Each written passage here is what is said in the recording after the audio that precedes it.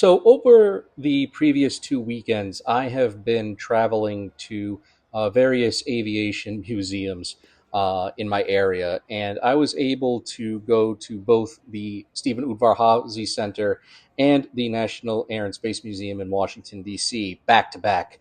Over the 4th of July weekend. So I took full advantage, and my brother actually came along with me for both of these days, and we had a lot of fun.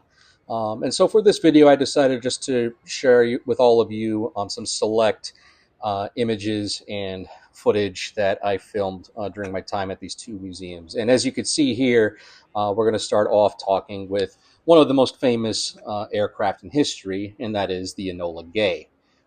As I'm sure you're aware, the Enola Gay, we all know it because it's the B-29 that dropped the first atomic bomb on the city of Hiroshima on August 6th, 1945. And the pilot of Enola Gay, Paul Tibbets, he named the Enola Gay after his mother on the day he flew the mission to Hiroshima on August 6th. And I always thought that was a really interesting tidbit of history there regarding this aircraft. Of course, the atomic bombings didn't happen in a vacuum. For the many months prior to the atomic bomb missions, the United States 20th Air Force, based in Saipan, Guam, and Tinian, had been launching daily raids against Japan, both day and at night, and that culminated in the famous firestorm raids, especially the one in Tokyo in 1945. And another fantastic airplane I had the opportunity to film is the Arado AR-234. This is a German jet bomber from World War II, and it was the first operational jet bomber in history.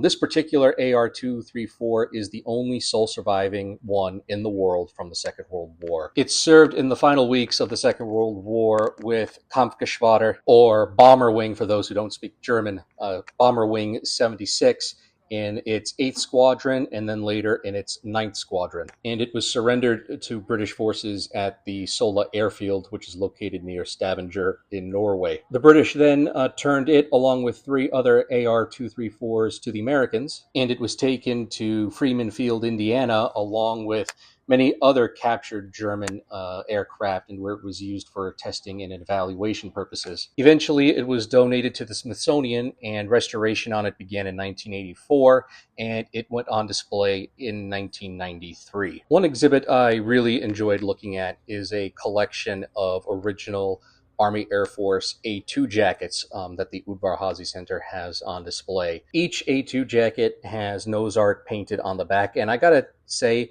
for being over 80 years old, the nose art still looks pretty brand new on these A2 jackets. It is absolutely beautiful, the artwork on each of them. And they also have different squadron and unit insignia applied to the front. Some of them have shoulder patches like this one here. And that is the squadron patch of the 18th Bomb Squadron. Now, unfortunately, I couldn't find any information on this particular A2 jacket with the 4-leaf clover and the B-17 painted in the middle. Now, for this A2, I was able to find a lot of information on. This is the one I showed you earlier that has the 18th Bomb Squadron patch sewn on the front.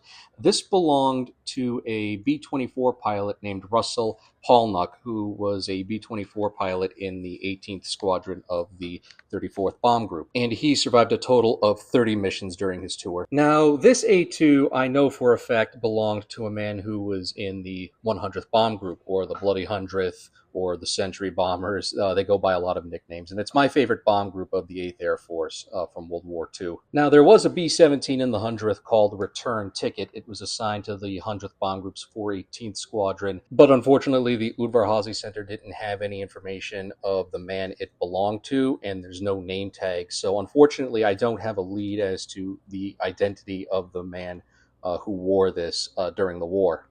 Now here we have one of the more unusual aircraft from World War II, and this is of course the Messerschmitt 163, the only tailless rocket-powered aircraft to see action during World War II. I was actually friends with a navigator who was a B-17 navigator during World War II in the 8th Air Force, and he saw one of these in the distance. It didn't get close to his formation, but he knew what it was because of the vertical contrail going straight up into the air. And these things were more likely to just simply blow up on takeoff than they were to shoot down a B 17 or a B 24.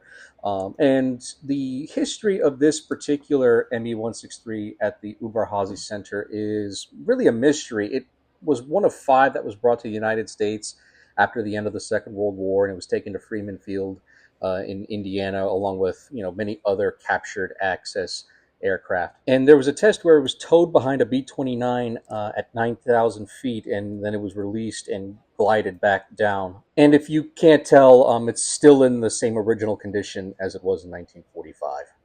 Now, here's something that I really wanted to show all of you guys. This is the B-17G Shoo, Shoo, Shoo baby. This is one of only four B-17s in the world to have flown combat missions during the Second World War. Shoo, Shoo, Shoo baby flew a total of 24 combat missions with the 91st Bomb Group of the 8th Air Force. And that's the same bomb group that the Memphis Belle was in. Of course, the Memphis Belle was an F model, and it flew in 1942, 1943. Shoo, Shoo, Shoo baby wasn't built and assigned to the 91st until 1944.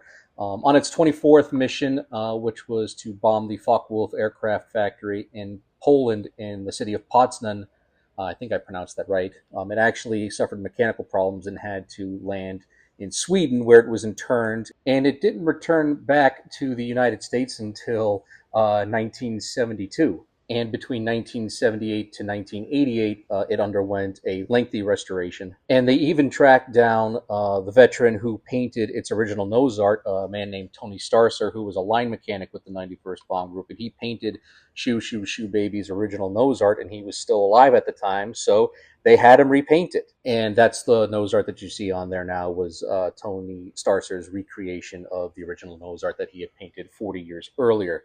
Now in 2018, Shoo, Shoo, Shoo baby, as part of a deal with the Air Force Museum, was disassembled and given to the Udvar Hazy Center because the Air Force Museum now has the Memphis Belle, which is on display, and it also has the B-17D, the Swoos, which it is currently restoring and putting on display.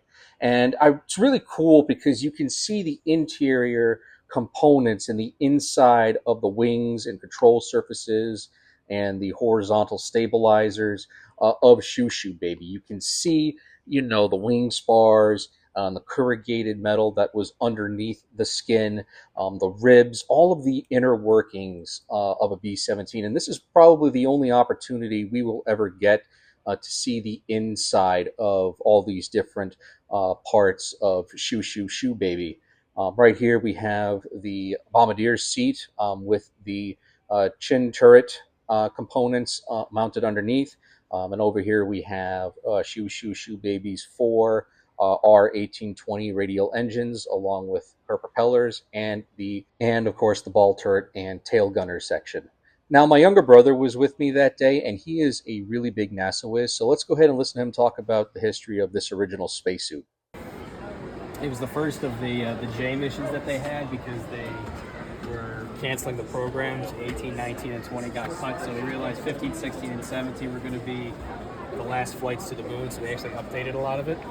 And they realized that on the moon, the last three flights, they were going to be extended stay missions, so they were going to stay up to 3 days on the lunar surface. So they needed updated suits, updated equipment. It was the first time they're actually going to bring up the lunar rover to the surface of the moon. So Apollo 15 was the first one to actually go up there and use the lunar rover. So Dave Scott and James Irwin went up July and August of 1971. Drove the rover there for 3 days. They landed at the Hadley Apennine Mountain region, which actually I think was the best Apollo landing site out of all of them, because they had the Apennine Mountains and they had Hadley River, which was on the rills of the moon. It's almost like a canyon, like the Grand Canyon almost, so to speak. There's looking down in there. So they got to see that. They got to see all this other stuff. They got to go, really they drove the rover. So like James Irwin, Dave Scott, the first of the three. So I always like the suits, especially for like these last missions. So starting from Apollo 13 also, they noticed they had some issues with the photographs from 11 and 12. And they couldn't really determine who was who in the pictures because they were all wearing just white suits. So later on, for the later flights, they actually had for the commanders, they would have red stripes on the suits, so the arms, the legs, and on the helmet. So actually, when you look in the photographs and in the footage of the missions, you can tell who was who based on the photo. So Jim Irwin was a lunar module pilot, so he didn't have the red stripes that Dave Scott did. So you see that. But the suit was also updated, so that's also it could had a longer lifetime, so more consumables, oxygen, water. But at the same time, the big thing was they could actually sit a little bit better because they were going to be driving a lunar rover, as you can see in the photograph right there. So the older model suits didn't have that, so it was very difficult for them to like sit, move around, all like that. So the A7LBs, as these were called, were updated. So you have the pressure helmet right there, the gloves. You'll notice actually where the rings are right here. So the outside gloves right there, they were more, if you look right there, so you see where the black kind of rubber ones are. So those would actually hook on to those suits, and then they would put the EVA gloves over that to give them a little extra protection when they're on the surface of the moon. And then the bubble helmet would go on, the outer covering, and you're all set to go. So it takes about 2 hours actually when they were in the lunar module to get fully suited out, ready to go, before they actually got out on the surface of the moon and started walking around for their EVAs. So it's cool. I mean, right now to date, there's only 12 people who've ever walked on the moon. So, the Artemis missions coming up, there are going to be more. But for now, I mean, there's only been 12, and Jim's. Now, the following day, after we went to the Udvar Hazy Center, we went into DC for the 4th of July, and we spent a good part of the day walking around the National Air and Space Museum in Washington, DC. And it, of course, as you can imagine, it was very crowded that day, but it was still well worth the trip. And we especially wanted to go because they just opened up their World War One and World War II galleries there. And here we have Mercury 7, which was the capsule that was used by John Glenn. We also have Gemini 4 here. I'm sorry, I'm not as well versed in NASA history as my brother is. So, when we're looking at all the different space artifacts and space vehicles, if you don't hear me narrating, it's because unfortunately I just don't, I'm not as well versed and knowledgeable on the subject. Unfortunately, I guess should probably work on that. But this is Freedom 7 right here. And there's a bunch of other really great artifacts that they have on display. I got to see several really cool spacesuits, such as this one that they had on display. For those of you who are watching and you know what the exact history of these items are, please feel free to comment below. Again, like I said, I haven't really studied the history of NASA or the Apollo space programs or Gemini space programs or Mercury space programs or anything like that, unfortunately. So I'm kind of a dead duck here. It's about how useful I am uh, as we're looking at all of this. But the exhibit is really well laid out, and right here, this was pretty much the highlight of the entire space section is Neil Armstrong's spacesuit that he wore on Apollo 11 as he was walking around on the moon. This is his actual spacesuit that he was wearing on the moon. Um, and, this is obviously really, really cool to see. It had his, this is what he wore on the moon.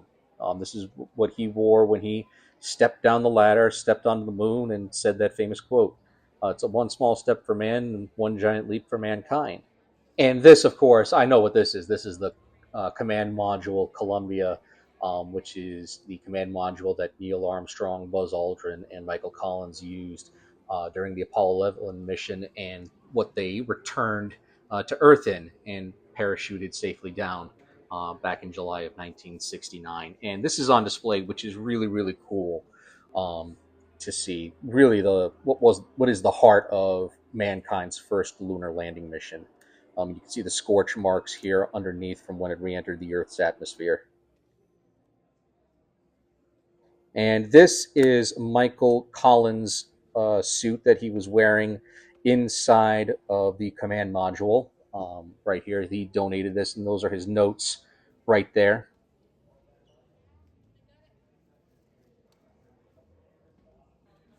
And we have one of the moon rovers on display.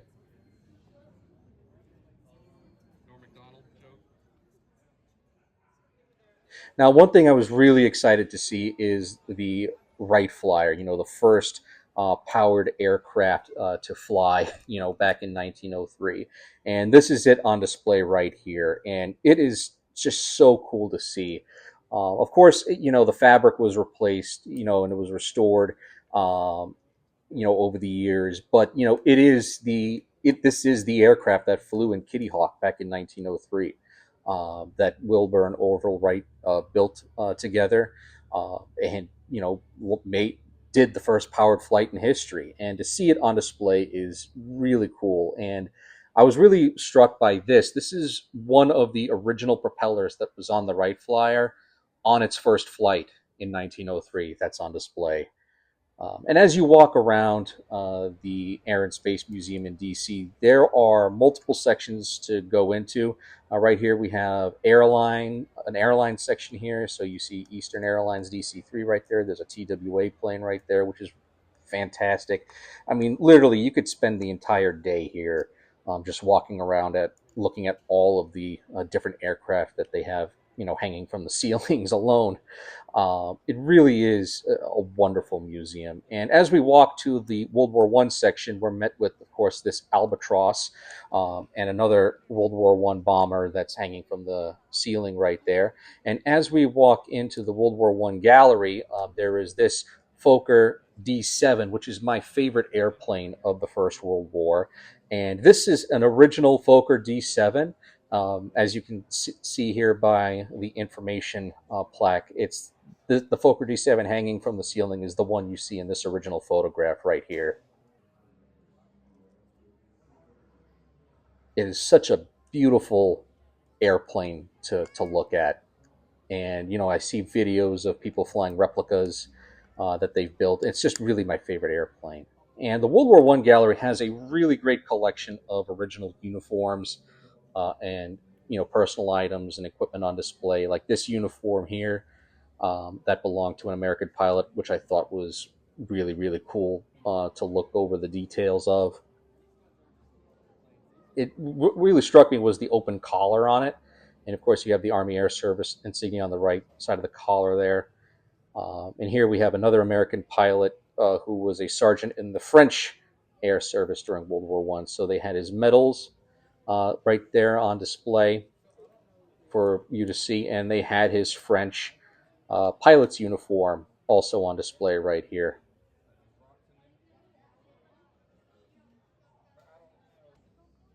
And this is a compass from the aircraft of Major Lufberry, a Newport 28 that was shot. And here we have a trophy machine gun, German Maxim '08, that was taken as a trophy. And this was really cool. Actual fabric from Manfred von Richthofen's Fokker DR-1 from when he was shot down in 1918. And of course, we can't forget Captain Eddie Rickenbacker, America's highest scoring fighter ace of World War One, and they had his uniform on display in there.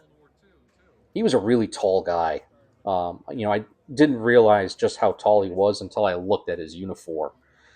He was over 6 foot, I believe, is how tall he was. But his uniform was really cool to see. You have his ribbons and his pilot wings. Now, this was also really cool. This is an original Sopwith Camel from World War One, and from the information plaque in front of it, this is the only surviving Sopwith Camel from World War One that was built by the company Sopwith, and this one was with the Royal Naval Air Service. And it was really cool. This was the centerpiece of the World War One gallery, and it's such a beautiful airplane. Of course, the Sopwith was well known to kill its own pilots if you weren't careful. But to see an actual one up close is just amazing. Along with this airplane, an original Spad. That's one thing I love about the World War One gallery. They have all of the airplanes they have on display are real veteran World War One aircraft. They're not replicas. They weren't surplus. that were made after the war. They are actual combat veteran World War I aircraft, and it's a really fantastic collection of airplanes to go and see. I highly recommend it, and I tried my best to get as many good shots of each airplane as I could. This was a cool display behind the Stop with Camel. They had a collection of Peanuts memorabilia featuring Snoopy in his World War I flying ace as the World War I flying ace fighting the Red Baron. Now, this was really cool to see an original U.S. Navy pilot's uniform. This was the start of the tradition back then of U.S. naval aviators wearing green uniforms. This was the beginning. And this is a section of a bullet-riddled propeller from a Marine pilot from World War I, and you see that right here, along with a really interesting painting of airplanes that had gone down in the water. Like I said, there were a lot of fantastic air things on display, like this DH-4 that was also hanging behind the SPAD in the World War I gallery. I couldn't really get as good a shot of it as I wanted. I really tried, but just the way the where the aircraft was positioned in the gallery, I just couldn't get as good a shot as the other aircraft, unfortunately. But we definitely got a good view of the undercarriage. And of course, you can't forget the man, the myth, the legend, General Billy Mitchell, the man who got the United States off its butt, and to actually get it to start, founding the Army Air Corps, which would later become the Air Force.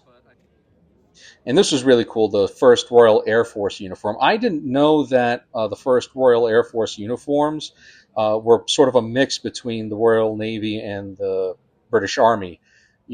And they adopted from the Royal Navy the stripes on the bottom of the sleeve to denote rank. And then right next door is the World War II gallery. And as you walk towards it, you're greeted by this beautiful dauntless hanging from the ceiling. And when you walk in, you're greeted by this right here. Can you tell what it is? It's a Grumman F4F Wildcat, of course. And there was another great collection of original uniforms and flight gear on display, such as this Royal Air Force flight suit that belonged to an American volunteer who flew with the Royal Air Force. They had his items on display here. And there were a lot of great items on display throughout the entire exhibition. They had Bill Daniels' flight helmet and his flight goggles, as well as his Bronze Star and Air Medal on display. And just to see these pieces up close in person is such a really cool opportunity. I highly encourage you to go if you can. And right here we have an Imperial Japanese Navy pilot's setup. I couldn't tell if this was original. It looked to be a reproduction. I couldn't really tell though. Here we have Max Leslie's artifacts. Again, we have his flying helmet and his goggles that he wore during the war. I really liked how he had the ear cups done to hold his receivers. As you could tell, how they're sewn on. And here we have Joe Foss of the Cactus Air Force fame during the Guadalcanal campaign. They had his flight suit on display here that he wore during the Guadalcanal campaign, along with his pistol belt, and that was really cool. They had so many fantastic artifacts on display. Now, this was really cool. Major Bud Anderson, America's last triple ace, who passed away back in 2024. I got to meet him at Oshkosh in 2023, a year before he passed away. I got a picture with him, and he signed his autobiography for me. And they had his RAF Type C helmet and Mark 8 RAF goggles on display. And they also had his A2 jacket as well, which was really beautiful and really cool to see. Bud Anderson is one of my personal heroes, and to see his stuff was a treat.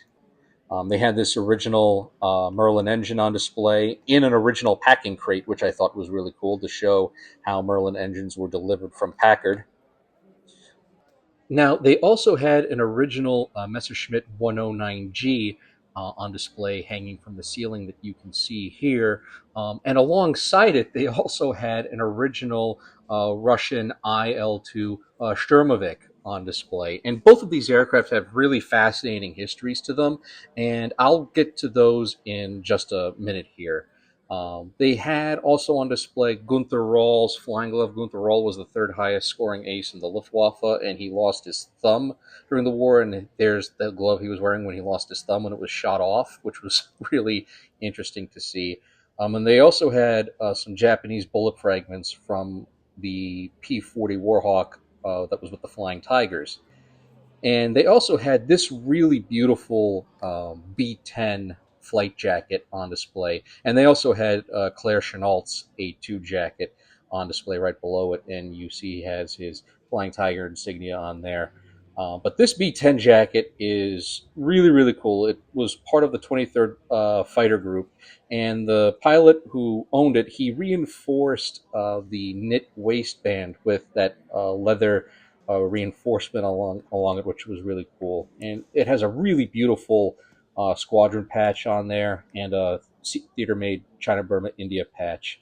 And they also had a display dedicated to the WASPs, or the Women's Air Force service pilots. For those of you who know, they were a group of volunteers, and they were all women who tested aircraft fresh from the factory. They ferried airplanes that had just built from factories to their ports of embarkation, all kinds of stuff like that. Now, the ME 109G that they have on display, this one was flown by a pilot in the Luftwaffe named Rene Darbois. He was from Alsace-Lorraine, and he actually defected to the United States on his first mission. He took off in this aircraft and flew to the Americans. And this IL-2 Sturmovik that's on display was actually shot down by German anti-aircraft fire in 1944 and crashed into a lake. It sank, and then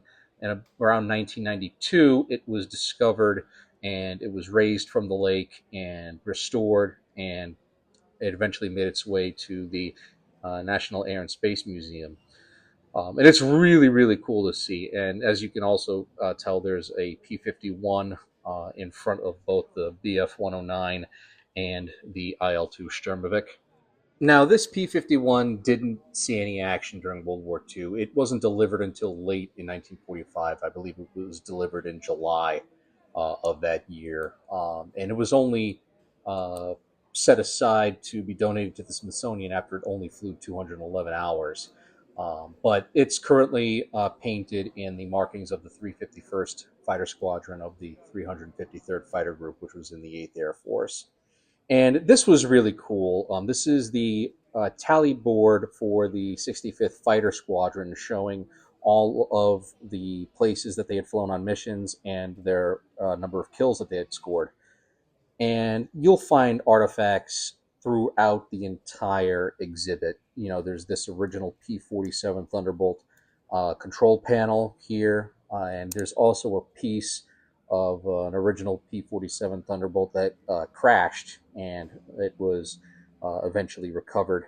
And when you look up on the ceiling, you'll find like this squadron of model B-17s flying, bombs falling, imitating as if they were being dropped on the large B-17 portrait right there. And they also have bomber crew gear on display. So you have, the traditional sheepskin lined jacket and pants and boots, flak vest. There's a blue bunny suit on display, which was the electrically heated flight suit that they used. And there's also a bunch of personal ID'd artifacts, such as this 50 caliber machine gun right here, and you saw the history on the placard that you had just seen. And there's also this original crush cap, which belonged to Colonel Frank Kurtz, and we know for a fact it was crushed because he removed the stiffener out of it so he could wear the headphones over it. And then there's this A2 jacket that belonged to this B-24 radio operator who flew on the Ploiești raid. And it's a really interesting jacket. I love how he's got his missions marked on the front of his jacket, as signified by the bombs, but you also see how he marked his total number of kills of German planes he shot down with the four swastika flags right there. And I just think that's really cool. And they also had all these various artifacts that belonged to men who were prisoners of war. Uh, and they also had this B-17 ball turret on display in the exhibit as well. And they had the door open so that you could look inside it. Also hanging from the ceiling is this Yokosuka MXY7 Oka, nicknamed the Cherry Blossom. It was basically just a flying bomb that the Japanese developed towards the end of the war. They have that on display, as well as this V1 rocket, which is hanging next to it behind it. And this is actually part of a very powerful display. As part of this exhibit, they have original artifacts from the Holocaust. For those of you who don't know, the Germans employed slave labor to produce not just their V1 rockets, but also their aircraft, their tanks. And so they had artifacts from Holocaust survivors who were forced to work in the factories producing those war materials. So you'll see here that there are very powerful pieces on display here. They don't look like much. It's just like things like this, like the bowl and spoons that the prisoners had to eat out of. But they also had this original hat and prisoner jacket that was worn by a man who survived the death camp at Bergen-Belsen.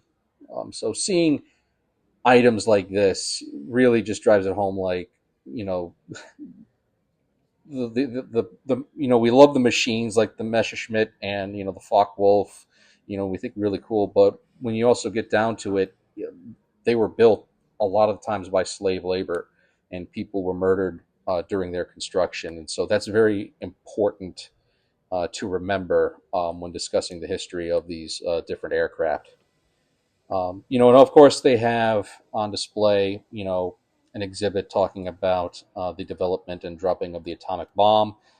They also had Jimmy Doolittle's uniform on display, which was really cool to see. They had his Ike jacket along with, the rest of the uniform and his ribbons all on display for you to see, along with a piece of his B-25 from the Doolittle raid that he flew on. And they also have his Medal of Honor that he was awarded for leading the Doolittle raid.